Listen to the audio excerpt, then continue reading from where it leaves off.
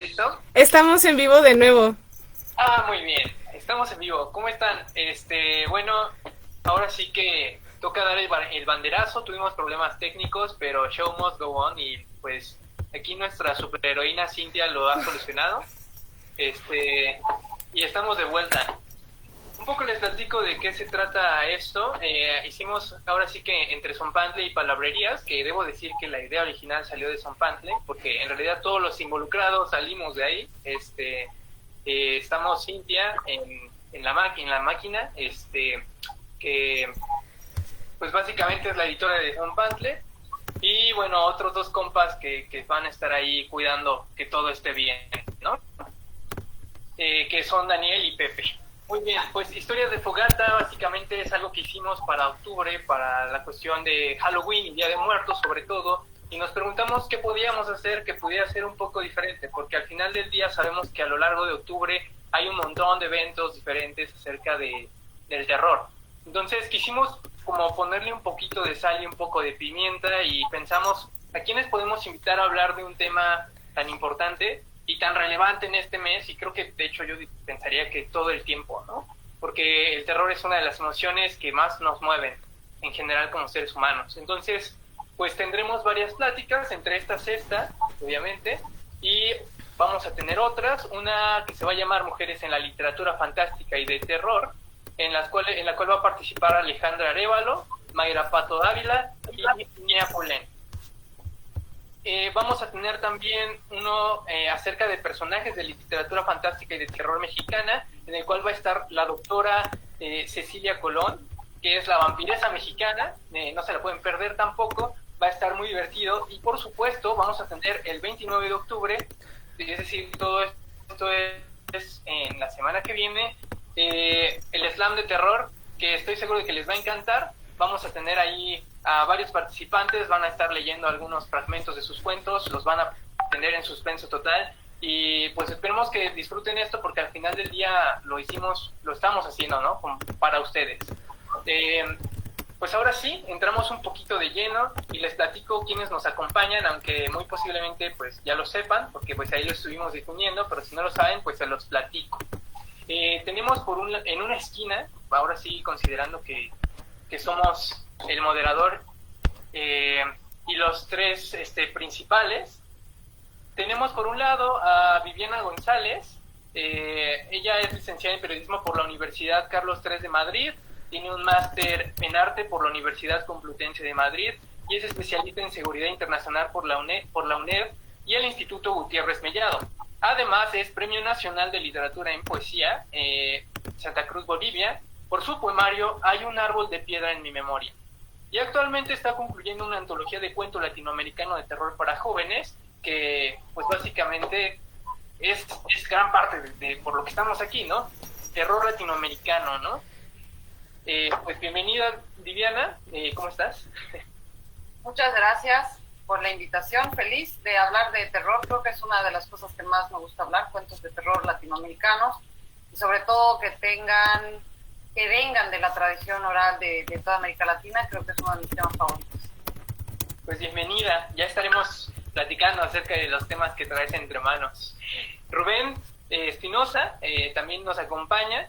Él es narrador, es egresado de la carrera de Lenguas y Literaturas Hispánicas de la UNAM, es decir, que estuvimos por ahí como conviviendo sin saberlo, muy posiblemente. Es director general de la editorial Manumisión, también ya verán la pequeñita sorpresa o anuncio que nos trae. Y bueno, algunos de sus cuentos se encuentran publicados en la revista Círculo de Poesía, Campos de Plumas, y en el libro que pues, yo antologué en la web Antología del Relato Web en Español. Y, importante, participó en el Interfaz 2017 y formó parte de los cursos impartidos por la FLM en el 2013 y el 2017. ¿Cómo estás? Bien, bien, ¿qué tal? Mucho gusto, gracias por la invitación. No, al contrario, qué bueno que accediste. Y bueno, finalmente, pero no por eso menos importante, tenemos a Alicia Maya Mares. Ella estudió comunicación en el Tecnológico de Monterrey y cursó la 12ª edición del máster en creación literaria de la Universidad Pompeu Fabra en Barcelona. y sus textos han sido publicados en El Cuento en Cuarentena, una antología que tuvimos este año en Palabrerías. Lean su cuento, me gustó mucho, justo por eso la conocí y estamos aquí. Y también ha publicado en la sección Piensa Joven del Heraldo de México y en las revistas literarias Efecto Antabús y Carruaje de Pájaros. ¿Cómo estás, Alicia? Muy bien, gracias. Gracias por la invitación. No, pues me alegro mucho tenerlos aquí. La verdad es que es todo el gusto es mío. Y bueno, yo soy el moderador, soy Luis Mejía. Seguramente no me conocen, soy director de la revista Palabrerías, igual soy egresado de Lengua y Literatura y Hispánicas por la UNAM. Y bueno, da igual, no hay mucho más que decir al respecto. Atrás, como les comentaba, pues tendremos a Cintia, que es egresada de Comunicación por la UAM Xochimilco. Y bueno, como pues a lo mejor no lo saben, pero es la navaja suiza, va a ser pues ahora sí que nuestra plaza fuerte. Muy bien, pues vamos a continuar, ahora sí, bueno, a inaugurar ahora sí las conversaciones. Y pues creo que no hay una manera mejor de empezar que vamos, o sea, ¿qué es el terror para ustedes y cuáles serían las implicaciones que ustedes piensan que tiene el terror específicamente en Latinoamérica? Pues ahora sí que quien se aviente a abrir, quien sea la valiente o el valiente. Sí, Viviana.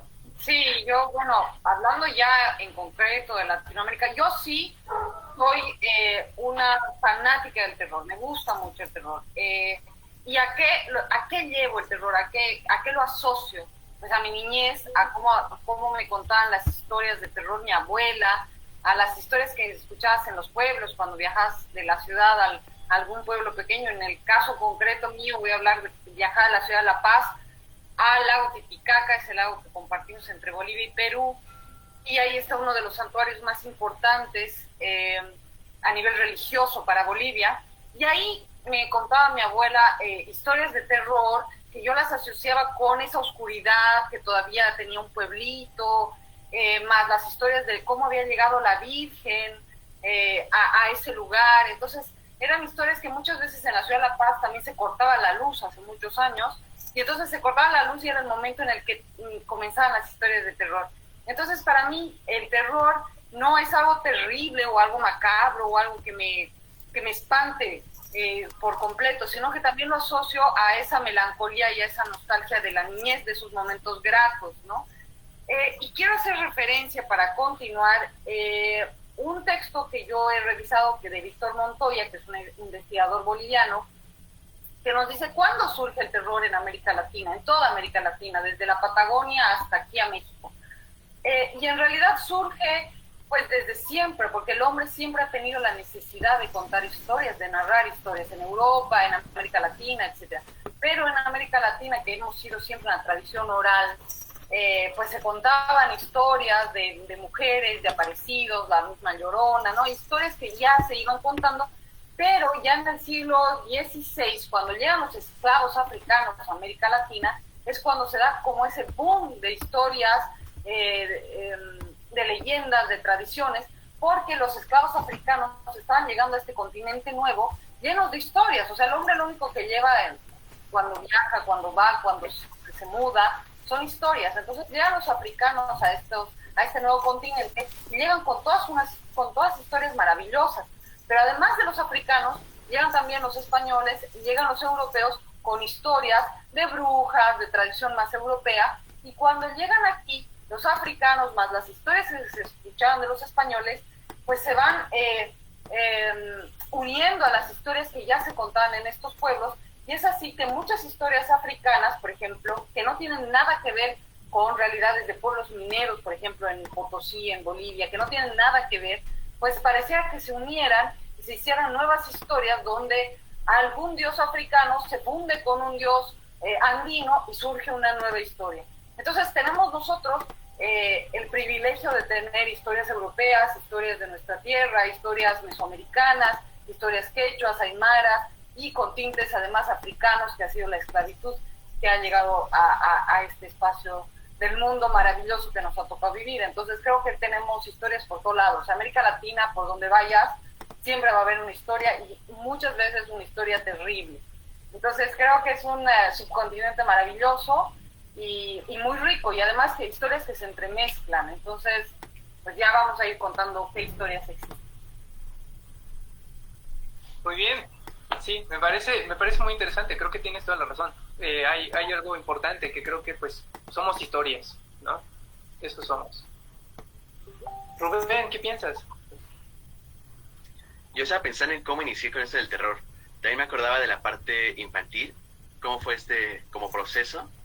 Esta parte donde, pues muy joven, era un escape que yo tenía porque venía de una familia muy religiosa. Entonces, la familia religiosa tenía como tabú dentro de la casa de que todo lo que es terror y cosas sobrenaturales estaban prohibidas. Entonces, la literatura de terror era como esa parte de la literatura que más me atrapó por ser lo que estaba prohibido. Ya es que hay ese encanto de lo prohibido. Entonces era como, ok, no puedo leer esto, pues vamos a ver por qué no puedo leerlo, ¿no? Y ahí me fui empapando y pues terminó siendo el género que más me atrapó a lo largo de mi vida. Empecé pues sí con tradición europea, con tradición anglosajona, pero pues también la literatura en Latinoamérica tiene una carga súper fuerte en cuanto a lo extraño, ¿no? Más que nada, creo que aquí lo que más se desarrolla en Latinoamérica, a nivel como de literatura un poquito más estandarizada y no tanto hablando de la oral, es esta parte de lo extraño, esta parte de lo que nos es ajeno y de lo que es extrañamente similar, esta parte de lo siniestro, es lo que más se encuentra aquí en nuestro continente. Sí, muy bien, justo yo creo que me relaciono también mucho con lo que dices tú y con lo que dice Diana. ¿Tú qué piensas, Alicia? Justo, ¿cómo tú viviste? ¿Cómo te introdujiste al terror? Pues fíjate que ahorita lo que dijo Carlos me hizo recordar sobre mi propia primaria, porque por alguna razón, bueno, no por alguna razón, era la primaria que más nos quedaba cerca, aquí de mi casa, y era judía, pero nadie era judío en la primaria excepto las maestras.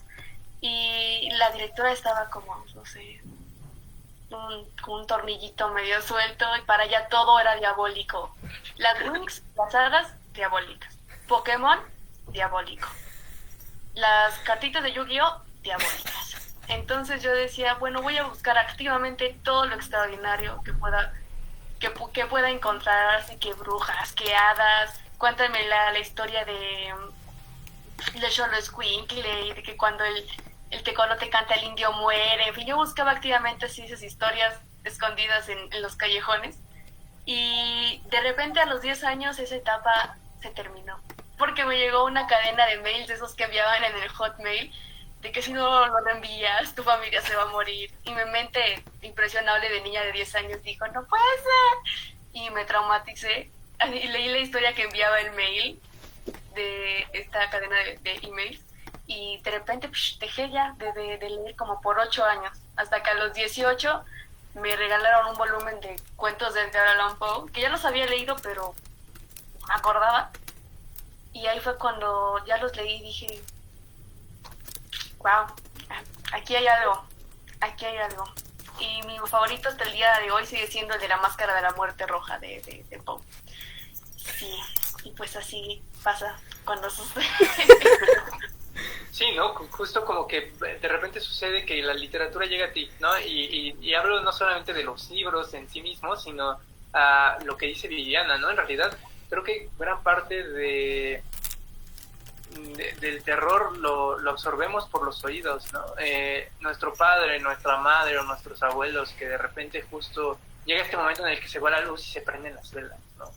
Y que de hecho es un gran tópico también a lo largo de la literatura de terror. Pero bueno, como entrando muchísimo más en materia y en sustancia, me gustaría saber que ustedes qué piensan, es decir, cuál es el condimento latinoamericano y incluso actualmente cómo se vive el terror latinoamericano, no solamente en el sentido específicamente del miedo por sí mismo, sino incluso quizá en la parte política, porque creo que tenemos en general una idiosincrasia y una cultura muy diferente a la europea, y que eso forzosamente se ve reflejado en lo que contamos, en lo que nos da miedo, y y en general pues en lo que consumimos en la literatura de terror, ¿no? Y en lo que nos gusta. Ustedes, eso, pues ahora sí que es su día, expláyense, hablen del tema que tanto les encanta. Bueno, a ver, yo pienso, y basándome en Gabriela Álvarez, que es una docente de la UAM de Xochimilco, que habla de las características esas de qué hace el terror latinoamericano que sea diferente del terror hecho en Europa, etc.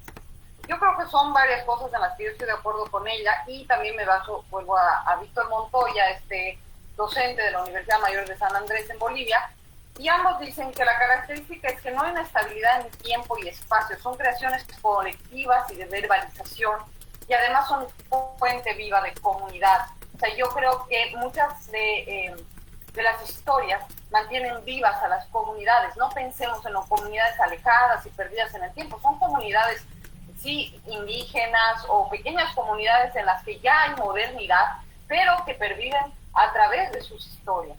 Pensemos, por ejemplo, en Bolivia se le llama el taparacu y aquí se llama la mariposa negra, ¿no? La famosa mariposa negra, que si se posa en tu casa, pues es un anuncio de mal agüero. Eso que ha permanecido en el tiempo y nos crea de alguna manera comunidad todavía pertenecemos a esa comunidad latinoamericana que, si bien puedes haber estudiado en el extranjero, vivir con iPhones y demás, todavía te queda la duda de que lo que te han dicho tus abuelos, de que si se posa la mariposa negra, algo malo va a pasar, o va a llegar la muerte, terrible. Yo lo digo personalmente, o sea, es algo con lo que yo he crecido. La Paz Bolivia está a 1.600 metros sobre el nivel del mar, casi no hay oxígeno. Entonces ahí sí, si se posaba una mariposa, era mucho seguro de que iba a morir alguien. Y entonces yo le decía a mi nana, a la que quiero mucho, que es como mi madre, le decía, pero ¿y si no se muere? Y me decía, no hay duda. O sea, era un hecho, casi un dogma, ¿no? No hay duda. Tiene que morir, o sea, no hay opción a que vayas a dudar. Y cuando llegué a México, miren cuánta distancia entre Bolivia y México, también pasa eso. Entonces, al final creo que hay una gran comunidad latinoamericana en la que ciertas historias han calcado tan fuerte en nuestra cosmogonía, que todavía tiene mucho que ver con los pueblos indígenas, que todavía arrastramos ciertas cosas. Lo digo personalmente, yo la verdad es que sí creo en algunas de esas cosas que todavía se hacen presentes. Y quiero hablar también, por ejemplo, de la mujer. ¿Cuál es el papel de la mujer en el terror latinoamericano? En Europa están las brujas. Ya sabemos que el 31 de octubre van a salir las brujas, muy al estilo europeo y demás. Pero en América Latina hay una cosa maravillosa, que es, sí hay una relación directa entre la mujer con el mundo místico y terrible, cercano a lo demoníaco, ¿no? La mujer llega a ser, en muchos casos, la amante del diablo. Es la que está más en relación al diablo de la que está el hombre. O sea, la mujer, por el mismo hecho de que va a parir, por la relación que tiene con la fecundidad, la relación que tiene con dar vida, es también un ser que tiene mucho más relación con la naturaleza y con las fuerzas estas. Y las fuerzas de la naturaleza son buenas y malas. Entonces, la mujer, para muchas tradiciones, todavía es alguien a la que tienes que tenerle más cuidado que al hombre, porque sí puede que tenga encuentros a veces sexuales, incluso con el diablo, encuentros de aquelarres entre mujeres. Me refiero, por ejemplo, a Tatuana, que es una mujer en Centroamérica, a la mulata de Córdoba, de la parte de Veracruz, en México, o a la chola hermosa que seduce a los hombres en los caminos de los Andes. La mujer todavía tiene que utilizar sus dotes femeninos y obviamente su cuerpo y su belleza para seducir al hombre, y el hombre, finalmente en esta nuestra tradición oral, es un ser medio estúpido que cae a la seducción maravillosa de la mujer, que juega con todas estas fuerzas demoníacas, ¿no? El diablo, la fuerza de la naturaleza. La mujer tiene mucho más contacto, para la tradición latinoamericana en general, con la naturaleza, ¿no? Es la mujer la que llama a los hijos, es la mujer que busca a los hijos, es la mujer madre de la tierra, que es la misma Pachamama, es la mujer la que puede tener más contacto con ese ser más primitivo, más animal y más fuente de vida y de muchas cosas. Creo que en ese sentido la mujer tiene un papel muy importante en la cultura latinoamericana. Pensemos en la Llorona que sí surge en México con toda la fuerza, pero baja por toda Centroamérica con esa misma fuerza que a pesar de la colonización, a pesar del tiempo, pues sigue presente. Y es más, hasta Estados Unidos hasta la ha querido recoger incluso para ciertas películas de terror, de la Llorona. Pero Pensaba ahorita con lo que mencionabas de estas imágenes como de la mariposa, estas imágenes que existen como en nuestra ideología popular, en que muchas están hasta empalmadas. El otro día platicaba acerca de los sueños y me contaba mi hermano, soñé que se me caían los dientes. Todos tenemos esta imagen de que el caerse los dientes pues tiene que ver con que una persona va a morir. Pero pocos días antes estábamos platicando acerca de un sueño de un matrimonio que también me decían, no, es que eso también es muerte. Y entonces hay como hasta paralelismos ahí de sueños o de tradiciones que se empalman y que terminan siendo como simultáneos. Tenemos matrimonio, caída de dientes, mariposa, etcétera, y que todos vienen de diferentes lados y todos son muy latinoamericanos sobre esta imagen de la muerte, ¿no? Cómo se van empalmando. Ahorita lo que a mí se me ocurrió, con lo que dijiste, Viviana, 2 libros que acabo de leer de Mónica Ojeda. Uno es Nefando y el otro es su reciente libro de cuentos que se llama Las Voladoras. Y el de Las Voladoras es muy, muy peculiar porque se inscribe en un género que están como llamando gótico andino, que son historias pues de terror inspiradas en la mitología indígena de Ecuador. Hay cóndores, hay brujas que se vuelven pájaros, y me parece fascinante. Pero por otro lado, el Nefando, que también es terror, pero es más, ya no inscrito como fantasía, sino como en la red. Supuestamente Nefando es el nombre de un videojuego que crearon los personajes de este libro y lo metieron en la Deep Web. Y ahí el terror se construía entre todos, entre toda la gente de la Deep Web que encontraba el juego, que intentaba descubrirlo, lo discutía, y era pues una cosa terrible de pornografía infantil, pedofilia, y que subían ahí videos y la gente pues ahí estaba picando, jugando, y al final pues todo el mundo acabó arrestado. Pero lo que me interesaba de Nefando era justo eso, que se construía entre todos, que realmente si esto era solamente el proyecto de una sola persona encerrado en su cuarto, pues se iba a quedar en ese cuarto. Pero la cuestión es que todo el mundo llegó a la Deep Web y empezó a crecerlo hasta que se le salió de proporciones y titánicas las proporciones, y pues ya todo el mundo da para el bote, ¿no? Y en este caso, por eso Mónica Ojeda es una autora que me ha gustado mucho en lo que llaman el terror latinoamericano, y pues obviamente el de mujeres. Y, no sé, es que me gustaría dar como una reseña así más a profundidad de Las Voladoras, pero todavía lo sigo procesando. O sea, me sigo acostando en las noches y digo, ok, es tu momento de reflexionar otra vez acerca de lo que leíste. Entonces sí, todavía lo estoy procesando, así que lo digiero lentamente, pero sí, eso se me ocurrió por ahora. Considerando justamente todo lo que han dicho, ¿no? Justo pienso mucho que estoy muy de acuerdo con ustedes en el sentido de que en realidad el terror se genera en comunidad. Yo pienso lo mismo, es decir, no vayamos mucho más lejos. Vamos a pensar simplemente en cosas sucedidas, por ejemplo, en México, y que también me voy a meter un poco a hablar de cuestiones políticas, como para saber su opinión. Y es esto que sucedió en Ecatepec, me parece el año pasado, el año antepasado, que no es específicamente hablando de seres sobrenaturales o algo así, sino un poco mucho más traído a los días, y que tiene que ver justo con la cuestión de que se esparce como virus el terror, ¿no? Y es justo que pasó esto, de que todo el tiempo estaban anunciando que había saqueos, por ejemplo, en un Electra, ¿no? Y que estaban diciendo, no, es que ya van no me acuerdo, no eran los granaderos, estaban diciendo que iba a llegar alguien.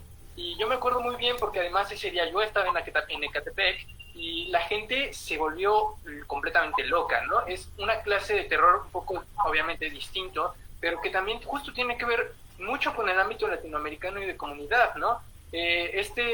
Pues a mí me dijeron que ya venían, y de hecho había gente voceando, por ejemplo, ¿no? Que estaban saqueando y que estaban metiéndose a las casas, ¿no? Y entonces me acuerdo muy bien, además de que ese día era tianguis, y tenías a la turba de gente regresando, corriendo hacia sus casas, ¿no? En ese sentido, y pensando justo que hay como una multitud de sabores, de especias, de sales dentro de la idiosincrasia, del saber del mexicano y en general del latinoamericano, y en cómo se conforma el terror y la comunidad. Ustedes, y es algo que también nos están preguntando mucho en el chat, ¿ustedes qué pensarían que serían las características, digamos, necesarias para pensar en el terror latinoamericano?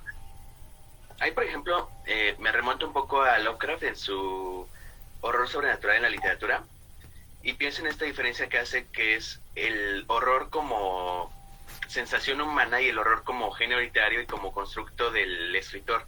O sea, esa oportunidad que tiene el escritor de generar espacios únicos y ambientes y todo este ser como un espacio único donde se desarrolla un ambiente muy macabro, muy especial, pues tiene que ver con esa construcción, ¿no? Creía que eso es lo relevante dentro de la literatura. O sea, tenemos construcciones políticas de terror, tenemos construcciones sociales, pero creía que no entran tan de la mano con lo que sería el terror en Latinoamérica, porque tenemos ahí como que si uno lo hace en los medios, y pues sí, sin duda te aterra esta sensación que dices. Pienso, por ejemplo, en WhatsApp, se hizo famoso en un momento unos mensajes que mandaban con información falsa en donde decían que iba a pasar tal cosa o que no salían de casa porque toque de queda. Entonces, existen este tipo de construcciones que pueden ser ficticias, pero que sin embargo no tienen como que esa idea de literatura o de construcción creativa, que sí tienen como construcción, por ejemplo, Mariana Enríquez, la persona que acabas de comentar, ahorita no recuerdo su nombre, tendré que leerlo después. ¿Alicia? Mónica Ojeda. Mónica. ¿Otra vez cómo? Mónica Ojeda. Ojeda, ok. Sí, o sea, este tipo de construcciones que ya tienen como una intención estética más allá del terror que hacen los noticieros.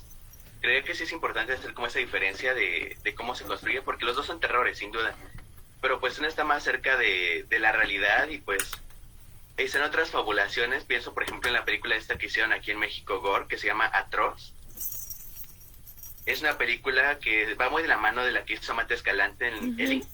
O sea, son películas súper fuertes en cuanto a violencia, y que si no también te da terror, ¿no? Tú dices, yo no quiero estar ahí, qué miedo el narco, qué miedo pues que haya un asesino serial, qué miedo que pase el otro. Pero ya son como construcciones que van paralelas a, y que no siempre tienen esta carga estética, yo creo. Opiniones, porque creo que además eso da para mucho.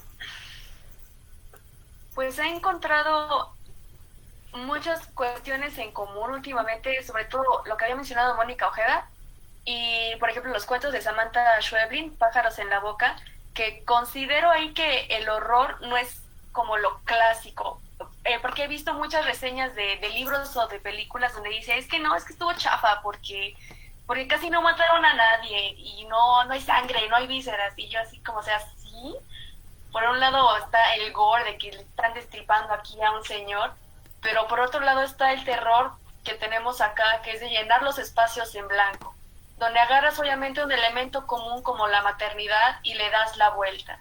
Hay otro cuento de Mónica Ojeda donde se muere la niña de la pareja y el papá hace como todo un ritual aquí místico de chamán, y el cuerpo de la mamá se achica hasta 90 centímetros de estatura de la niña, y la niña despierta, pero ya no es una niña.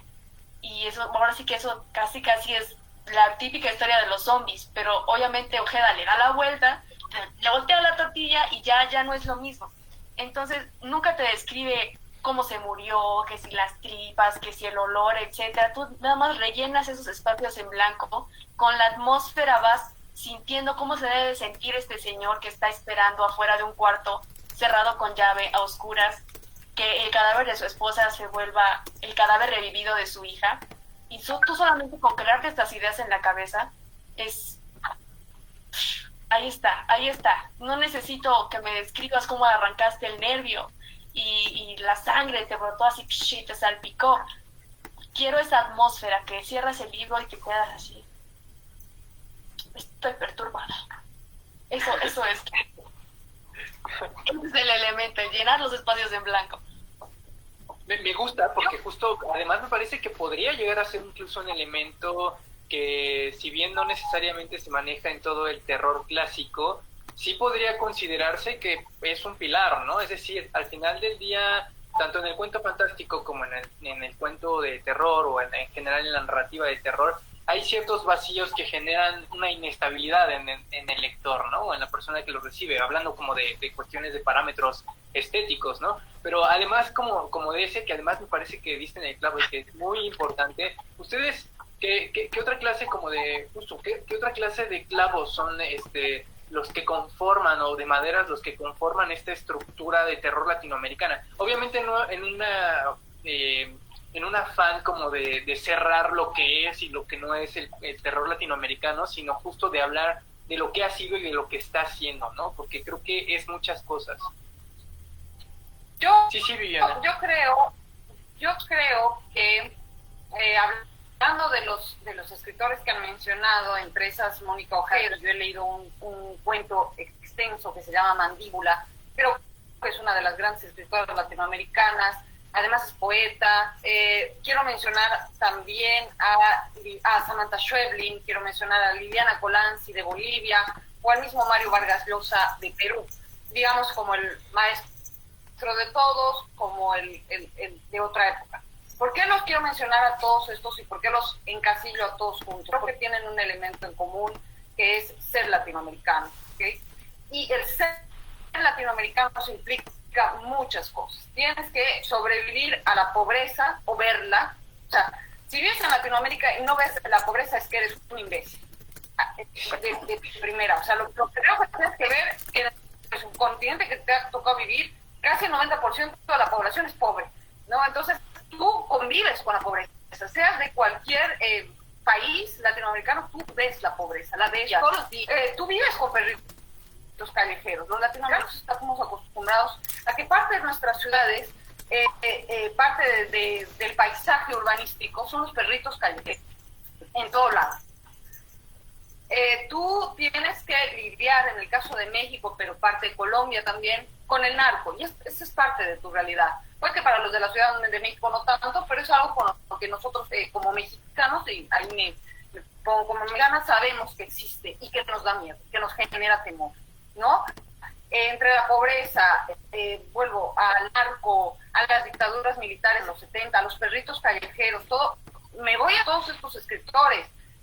Cuando Vargas escribe El Ituma en los Andes, quizás su obra más grande y menos conocida, él explica su país, sobre todo el mundo andino de su país, del que él está más renegado porque él no pertenece al mundo andino, él es de Arequipa, digamos que es un más fresa, no sé, más jailón en el caso de Bolivia. Entonces él no pertenece al mundo de lo serrano, de lo andino, de lo más indígena, pero él quería reflejar ese mundo indígena y hacer un análisis de Perú, y lo hace magistralmente, haciendo una comparación entre lo que fue Sendero Luminoso y el Cari, que es un hombre de la tradición oral andina que se dedica a sacar grasa de las vísceras sin que te des cuenta y mueres. O sea, es un ser místico que habita ciertas ciudades de los Andes. Entonces él hace en Lituma de los Andes un análisis de un hecho político, pero también de un hecho que es místico. Liliana Colanzi, en el caso de Bolivia, trata de explicar su vida actualmente en Ítaca, en Nueva York, pero sus recuerdos le llevan a una Bolivia, pues sí, más indígena, ya no de la parte de la andina, sino más bien de la parte de caliente, y entonces ella recuerda cómo el miedo se ha ido introduciendo en ella, y cómo hasta ahora que vive en Nueva York y hace su doctorado, ese miedo todavía le sigue llegando hasta Nueva York.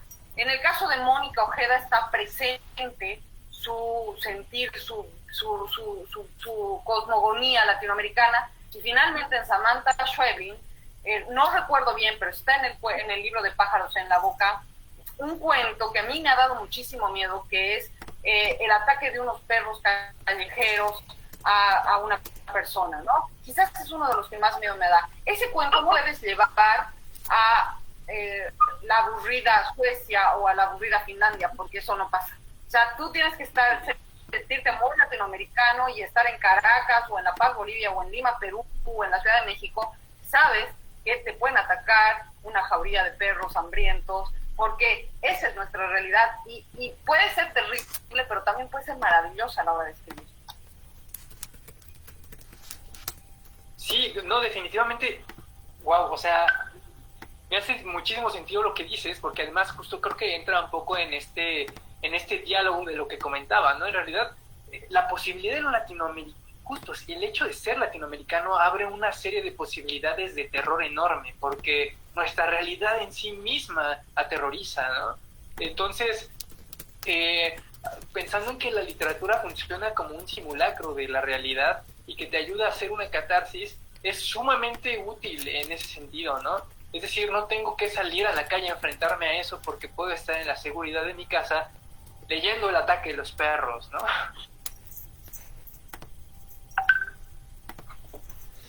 Vamos a ver, les voy a pasar por ahí algunos comentarios, quiero saber qué opinan ustedes. Justo alguien dice, el terror en Latinoamérica tiene tantas puertas que aún no se han explorado.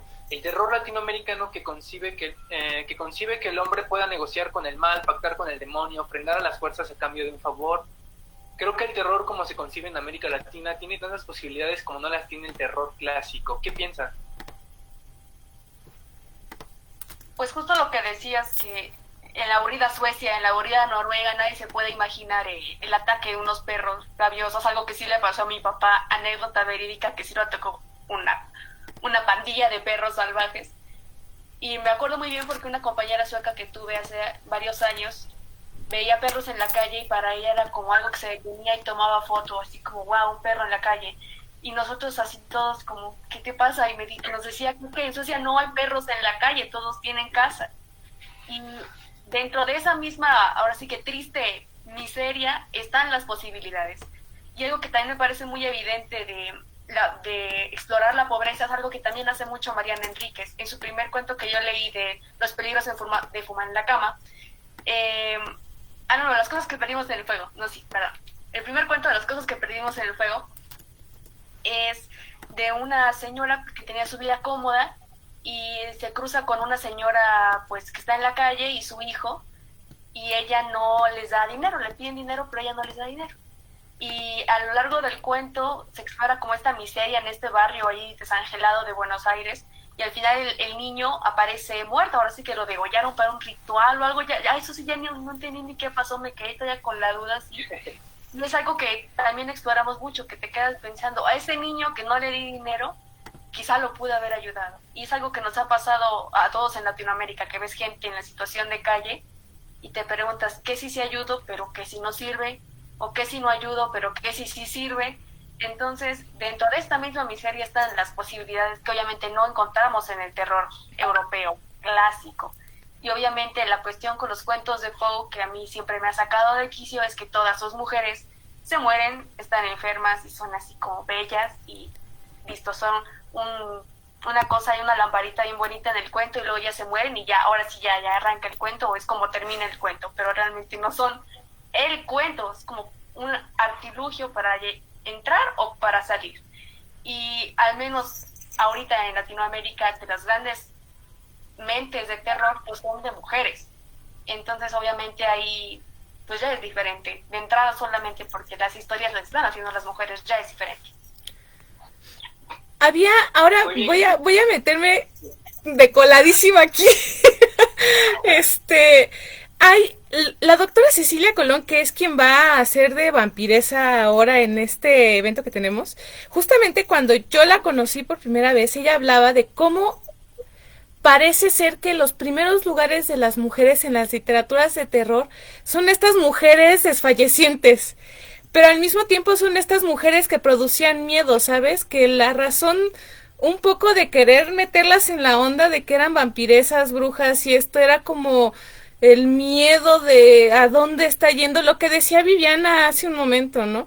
Esa cuestión que se tiene mucho de que la mujer es la que casi siempre hace primero el pacto con el diablo. Y entonces ahí había una razón, había todo un cuestionamiento de cómo parece ser que dentro de la historia del terror, las mujeres, el primer lugar que ocupamos, ajá, es el de las brujas, ¿no? No es el de las escritoras de terror que pasa ahora con todas estas autoras que ustedes están mencionando, sino el de estos personajes que dan miedo. Y ya eso era todo lo que tenía que decir, una disculpa. No te preocupes. Rubén, quiero escucharte. ¿Tú qué piensas al respecto? Retomando este punto que mencionaba de la película Atroz, ese fue un experimento que me pareció como muy interesante porque me parece un calco de las como sagas que están haciendo en Estados Unidos, tipo Saw Juego Macabro, etcétera, pero adaptado pues a un ambiente latinoamericano. Entonces, esta película se hizo en México y pues el presupuesto no se puede comparar, ¿no? O sea, el presupuesto que hay aquí en México para hacer una película de ese estilo y el presupuesto que hubo en Estados Unidos para hacer Saw, pues es muy distinto, hay un abismo de diferencia. Pero a nivel de guión y demás, te das cuenta de que hay muchas de las cosas del terror y demás, que aquí en México lo que él hizo fue exagerarlas a límites estratosféricos de... Ok, tenemos un personaje que está sufriendo la pobreza, que está sufriendo el abandono de sus padres, que está sufriendo pues con una familia completamente disfuncional, pero que además de esto va a vivir pues en México, o sea, no está viviendo en un país de primer mundo aburrido, sino que vive en México y pues del diario casi se sale a chambear ahí al mercado. Es un personaje que te puedes topar tú en la calle en cualquier momento. Pero el experimento que hizo no me acabó de gustar porque hay demasiado del otro mundo y demasiado de que no acaban de empatar porque pues sí somos realidades muy distintas. Estamos en mundos como muy complejos dentro de sí mismos como para querer meter algo de otro lado. Entonces ese es un experimento de algo que creo que se intentó y a mi gusto no funcionó, pero pues que sin duda marca un antes y después dentro de este tipo de producciones aquí en México, porque al menos yo nunca había conocido este tipo de producciones. Pues ya cae en un terror de gore, un terror más como extremo, que está más cercano a un film serbio y películas ya como para mentes medio dañaditas, que a un terror más como familiar y palomero. Entonces es una película incómoda que se hizo aquí en México y pues que tiene su poder en eso, ¿no? En que fue la primera que estuvo haciendo esta experimentación, pero pues que nos presenta este problema de que no puedes tú hacer un calco, de que no puedes tú tomar ese tipo de referentes tan a la ligera. Fíjate que ahorita que mencionabas la cuestión del cine y también la cuestión del gore, llegó una pregunta y la voy a meter justo porque me parece que es muy como muy ad hoc y que además creo que a Viviana, por lo menos a Viviana y a ti les va a gustar mucho porque además les gusta la ciencia ficción. Y ahí les va la pregunta: ¿con qué otras corrientes literarias se ha unido el terror latinoamericano? Ahí sí, expláyense, ustedes. Yo ahí sí que no voy a hablar tanto de la ciencia ficción y no voy a hablar de una corriente literaria como tal, pero sí quiero hablar de uno de los libros, creo, en español más importantes que se ha dado en el mundo, en la literatura, y es el famoso Lazarillo de Tormes. No sé si ustedes lo han leído alguna vez. Ese niño que es un pícaro, sí, y que bueno, hace todo un caos, y prácticamente es aplaudir la picaresca de un niño que ha hecho lo que ha querido, ¿no? Y a partir de ese libro surge esta especie de género literario que es la picaresca, que surge en España, y que de España, de alguna u otra manera, llega también a América Latina.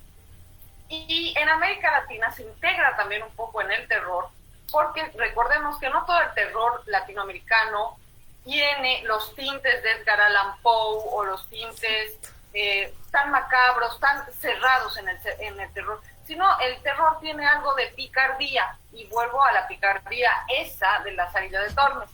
En el caso de América Latina, y hablando sobre todo de Bolivia, de la región andina que es la mía, hay dos personajes que, si bien aparecen en las leyendas y en las tradiciones, no necesariamente de terror, pero también son dos personajes muy importantes, no solo para Bolivia, sino que van a ver que llega hasta México.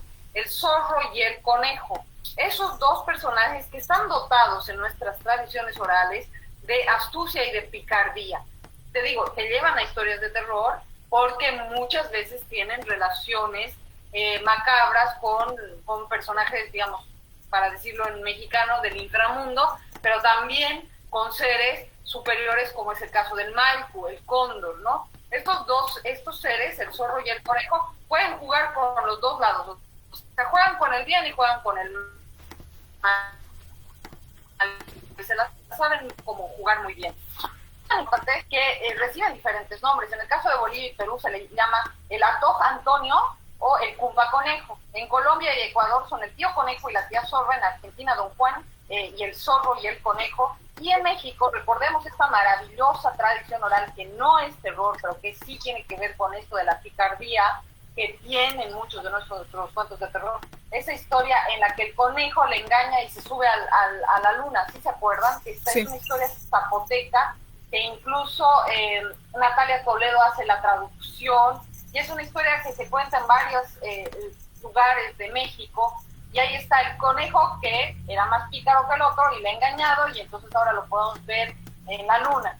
Entonces yo creo que un elemento que diferencia al terror como tal, digamos al clásico terror, es ese elemento que a veces le agregamos de picardía.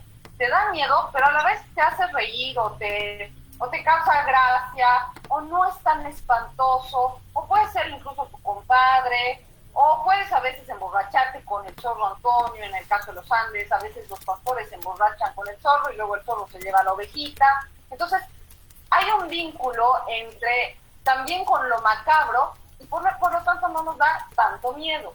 Y eso lo diferencia totalmente del terror en Europa, por ejemplo. Sí, claro, nos reímos en la cara del miedo, ¿no? También, o sea, y es una, digamos, es un método también muy fácil, creo que también para sobrevivir al ambiente latinoamericano, ¿no? Es decir, no puedes clavarte con lo negativo, con el miedo, porque si no, pues no puedes salir adelante, ¿no? Justo también creo que es una característica muy específica del latinoamericano, y también, por eso, también pensando en la picardía y todo esto, pues somos muy echados para adelante, ¿no? O sea, ahora sí que hay que reírse de lo que no se debe reír, porque si no, ¿cómo sales adelante, no? Rubén, ¿tú qué piensas acerca de la mezcla de géneros?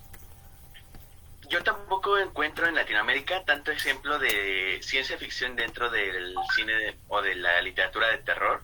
Al menos en Latinoamérica aún no está muy explorado. Veo ejemplos, por ejemplo, en otros lados, que es uno de los primeros temas con los que me acerqué contigo, que es por ejemplo, de Ciclonopedia, un ejemplo que están haciendo ahorita un autor que se llama Reza Negarestani, que es un autor que es estadounidense principalmente, pero que también tiene ascendencia de un país de Medio Oriente, no recuerdo ahorita exactamente cuál, pero pues este hombre sí está haciendo un híbrido muy extraño sobre ciencia ficción y sobre terror, pero aparte es un terror político que está en continuo como crecimiento y está haciendo como que cosas muy muy extrañas. Hay un texto muy muy peculiar, pero en Latinoamérica sí encuentro que hay como una vinculación directa con el terror, no tanto el terror como tópico, porque no maneja ni fantasmas ni espacios como típicos del terror, sino más bien con esta atmósfera que platicábamos previamente, que es como esa sensación de que las leyes naturales se ven excedidas, y entonces esas leyes naturales que se corrompen o que se vuelven malévolas, lo encuentro muy presente en la poesía de algunos autores. Hay autores que dentro de la poesía están como retomando esta parte y que hacen verdaderos poemas de terror. Pienso por ejemplo en Marosa di Giorgio, o pienso en incluso Salvador Elizondo en su Hipogeo Secreto. Son textos que son poética de terror, o sea, es un texto que está dentro de eso, y que están haciendo un híbrido muy extraño, porque tú estás leyendo ahí el verso súper suave y tan como ameno al oído, pero que está hablando de cosas tan terribles o tan como avasalladoras para tu propia mente. Creo que en Latinoamérica es algo que sí se nos está dando muy bien, y ese sería el ejemplo que encontraría de híbrido. Muy bien, Alicia. Pues bueno, Viviana ya había mencionado unos ejemplos, pero sí me quedé pensando en la mitología, sobre todo porque empezaron a salir estas películas que eran para niños, que era el de La Llorona y Leyenda del Charro Negro. Y luego salieron estas historias en Facebook del perro que comía con una cuchara y la cabra que grita. Me gustaron mucho, yo las leí, fue como, sí me gustó.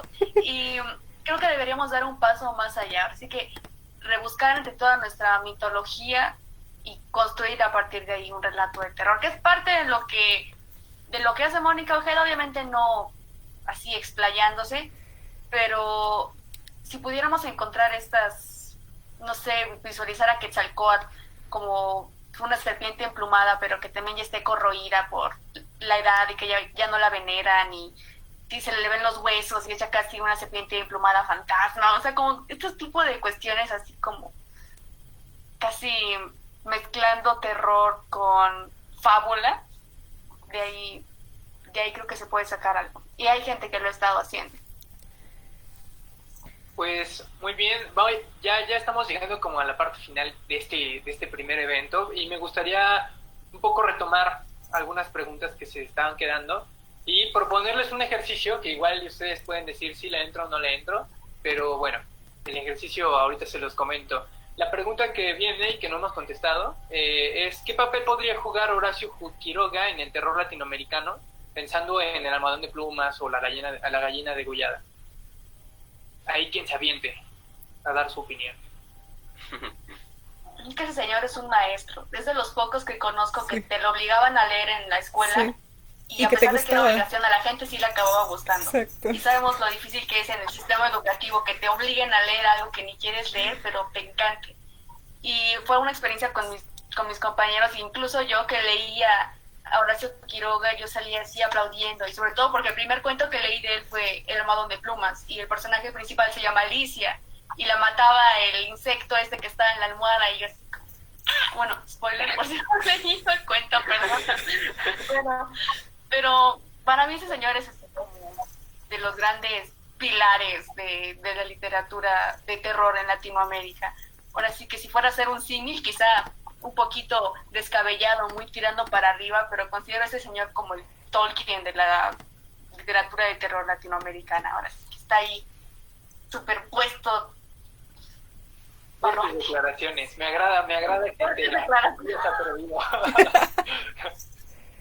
te ¿Ustedes qué piensan? Yo tengo presente. Ok. Yo tengo presente a este autor por un ejemplo en el que me decían, para escribir terror tienes que sentir tú el terror. O sea, cuando empecé a escribir textos de terror, mis primeros textos se tiraban a la sátira, terminaban siendo cómicos, trágicos, lo que quisieras, pero no eran de terror. Entonces, el ejemplo que me ponían era, no, para hacerlo tú tienes que creerte lo que estás pensando y lo que estás sintiendo y sentir ese sentimiento para que tú puedas transmitirlo. Y pues este es un ejemplo de alguien que vaya que sentía el terror en vida propia, o sea, tuvo una vida terrible esta persona, y a sus textos llega de manera calcada, o sea, son textos que te transmiten esa angustia y te transmiten como una sensación bastante de desasosiego, incluso por la vida misma. Viviana, ¿tú quisieras comentar algo al respecto? Sí, no, definitivamente Horacio Quiroga es el gran referente del terror latinoamericano, no se podía cerrar esto sin haberlo mencionado. Obviamente sus dos cuentos son El almohadón de plumas y La gallina degollada, pero también quiero recordar un cuento que se llama El hijo, que no te produce terror como tal, pero sí te produce también tristeza, melancolía. Creo que maneja muy bien sus atmósferas. Creo que es nuestro gran escritor de terror latinoamericano de todos los tiempos. Sí, creo que, no hay límites, creo que todo lo relacionado siempre con Quiroga se ha crecido en sí mismo como un mito, ¿no? Creo que son pocas personas las que por lo menos no han oído hablar, ¿no? Del almohadón de plumas, o que, vamos, creo que si lees El almohadón de plumas al menos te duermes con un poco de inquietud, ¿no? Sobre todo si te llamas Alicia, efectivamente. Ok, ahora sí les voy a proponer el ejercicio, porque además mucha gente pide recomendaciones. Entonces el ejercicio es, si les parece, lluvia de ideas, por llamarlo de algún modo, de escritores latinoamericanos de terror y escritoras obviamente latinoamericanas de terror. Así, lo que se les ocurra echar, y si les late, vamos a hacer una lista y la vamos a publicar. Yo digo, actuales contemporáneos, lean a Samantha Schweblin, lean a Mónica Ojeda.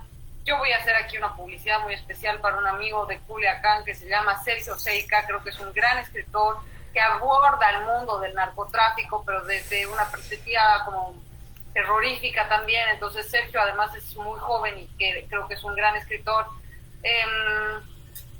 Lean a Mario Vargas Llosa en el caso del Ituma en los Andes. Es una novela poco conocida, ganadora del premio Planeta en el 93. Creo que es un libro del que van a salir con miedo, pero también con un análisis de América Latina en general, en temas políticos también. Entonces, yo creo que me quedo con eso, y también agregar a mi compatriota Liliana Colanzi.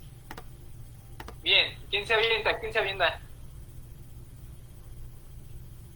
Va, yo sin duda recomendaría a Ernesto Munguía. Tiene un texto que se llama Ese crujido que hacen los huesos al romperse. Es Alberto Chimal. Y hay uno que me costó mucho conseguir, pero que cuando lo encontré fue así de las grandes joyas que he encontrado en autores latinoamericanos de terror, que son Los sueños de la Bella Durmiente de Emiliano González. Esos serían los que recomendaría. Alicia. Pues mira, me acordé ahorita de otra ecuatoriana que se llama Solange Rodríguez Pape, creo que así se apellida, y para ser más específica, sí, iba a decir de Distancia de Rescate, de Samantha Schweblin, que es una novela, aunque ella que siempre publica cuentos, y justo la novela que había mencionado Viviana, la de Mandíbula, de Mónica Ojeda, que ese es como mi libro favorito de ella, que de verdad está impresionante, y pues también es en Ecuador, o sea, la historia es en Ecuador. Y no sé, se había ocurrido Ernesto Cavado, pero creo que eso no es tanto de terror, pero bueno. Bien, bien. Yo también me voy a aventar, me voy a echar, no va a ser un comercial, pero un poco sí. No puede ser un comercial porque además pues, no estamos vendiendo nada, pero hay un cuate que se llama Ariel Cambronero, que además vamos a tener en el Día del Slam. Ese cuate me gusta mucho lo que hace, quizá a lo mejor no entraría tanto en el terror, pero tiene en verdad una capacidad de generar unas escenas, no puede ser grotescas, pero que incluso molestan corporalmente al momento de leerlas. Va a estar en el Slam del 29 de octubre también, y obviamente no pueden faltar, la lista se va a tener que alargar además, porque como saben vamos a tener el Slam de cuentos de terror el 29 de octubre, y pues obviamente todos los que están viendo están invitados tanto a participar como a verlo, para que también incrementen su lista, porque hay mucha gente que a lo mejor no está siendo leída y que es importante que tenga un espacio, ¿no? Hay que conocer a nuevos autores. Pues voy a cerrar ahora sí que con las peticiones del público, porque amamos al público, y entonces vamos a mandarle un saludo, a ver, denme un segundo, porque tiene un nombre un poco complicado, a Wensky Sanon. Mandan un saludo a Wensky Sanon. También mandan saludos desde Puerto Rico a todos nosotros, recibidos. Y bueno, ahora sí que para finalizar me gustaría pedirles a ustedes sus redes, que la gente se entere de dónde pueden seguir su trabajo, de dónde pueden seguirlos a ustedes, y pues eso. Entonces vamos ahora a empezar de izquierda a derecha, porque pues soy el moderador y así lo decido. Alicia, tus redes, ¿dónde te pueden encontrar en YouTube sobre todo? Sí, mi canal de YouTube se llama Leer en Neón. Ahora sí que no sé dónde saqué el nombre, fue una epifanía de medianoche, pero se llama Leer en Neón. Y pues en Twitter estoy como Alicia Skeltar y en Instagram como Alicia Maya Maris. Y Elo ahí. Bien, entonces pues síganla en sus redes, también estamos publicando sus videos de YouTube en palabrerías, y también obviamente ella tiene una columna, síganla, ella es muy buena, me gusta mucho su forma de hacerlo, si no, no estaría aquí evidentemente. Y ahora pasaremos a Rubén. Rubén, tus redes sociales, lugares en los que... Me pueden encontrar en Facebook como Rubén Espinosa, en Instagram como Leviatán Crej, y también pueden encontrar la página de la editorial como Manomisión Art. Y previo hago el pequeño comercial que había mencionado del librillo que estamos sacando, es este, se llama Jíbaros. Son pequeñas microficciones ilustradas. A ver, por acá soy otro. Wow. Vale, pues muchas gracias. No, al contrario. Y pues eso, síganlo en sus redes, sigan a la editorial en la que está participando, en la que está dirigiendo. Y bueno, también ya saben, lo pueden leer en la antología y esperamos tener, ya sabes, te comprometo un poco en público, estaremos esperando un poco de tus cuentos también para publicar en la revista, ¿no? En las revistas, en formato de palabrerías, para difundir tu obra, ¿no? Y bueno, pues muchas gracias a ti, muchas gracias a todos, la verdad lo he disfrutado mucho. En mis redes sociales, en Facebook, que soy Viviana González, es ZS, va a haber miles de Vivianos González, ahí me van a tener que buscar, van a tardar mucho. Bueno, puede ser publicidad. Próximamente el 6 de noviembre empiezo un taller de poesía, que es a lo que yo me dedico, un taller de poesía abierto a todo público al que le interese la poesía. Vamos a tallerear muchísimo y a trabajar mucho. Mando el cartel a palabrerías para que ustedes lo suban y así se enteren. Y pues vuelvo a decir muchísimas gracias a todos los que han estado hoy, gracias por la invitación, me he divertido mucho. no, al contrario, les agradezco muchísimo que hayan estado aquí, creo que estuvo muy, muy divertido. Bueno, no sé, yo me la pasé muy bien, espero que ustedes también. Y bueno, pues ahora sí que vamos a finalizar diciendo, pues eso, lean a las personas que tenemos aquí, en verdad, vamos, que no los habríamos invitado si no pensáramos que son buenos y que saben lo que hacen y que son increíbles, y también abran su mente, ¿no? Es decir, hay un montón de gente que quiere ser leída y léanlos, ¿no? Y también, pues, recordándoles que vamos a tener varios eventos y se los voy a anunciar de nuevo. El 27 de octubre a las 7 de la tarde, Mujeres en la Literatura Fantástica y de Terror.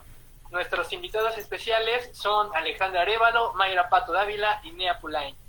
Y el 28 de octubre vamos a tener personajes de la literatura fantástica y de terror mexicana con la doctora Cecilia Colón, vampiresa mexicana. Y el 29 de octubre es el Slam de Terror. Nuestro invitado especial justo va a ser Ariel Cambronero, no se lo pueden perder. Va a estar abriendo este lugar en el que todos van a tener un espacio.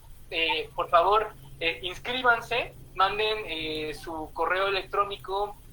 Bueno, manden un correo al mail de Sonpantle, que es sonpantlecontacto@gmail.com, y ahí vamos a estar recibiendo pues los participantes que tengan, les vamos a estar ahí anotando, y pues ahora sí que los vamos a estar esperando, va a estar muy bueno, se los prometo, así como hoy, así va a estar, así es la vara, o sea, nada más para que vean, ¿no? Y no es porque nosotros lo hayamos hecho, ¿verdad, Cintia? No es porque lo hayamos organizado, la verdad es que en verdad las personas que participan son increíbles y hacen un buen trabajo, entonces es digno de que ustedes los conozcan. Muchas gracias. Los veo luego. Muchísimas gracias a todos los que estuvieron aquí, muchísimas gracias a todos los a los de Sonpantle, porque pues se han rifado un gran trabajo y pues estamos atentos, quedamos en espera de sus correos electrónicos, etcétera, etcétera. Hasta la próxima emisión, ahora sí. Bye. Bye.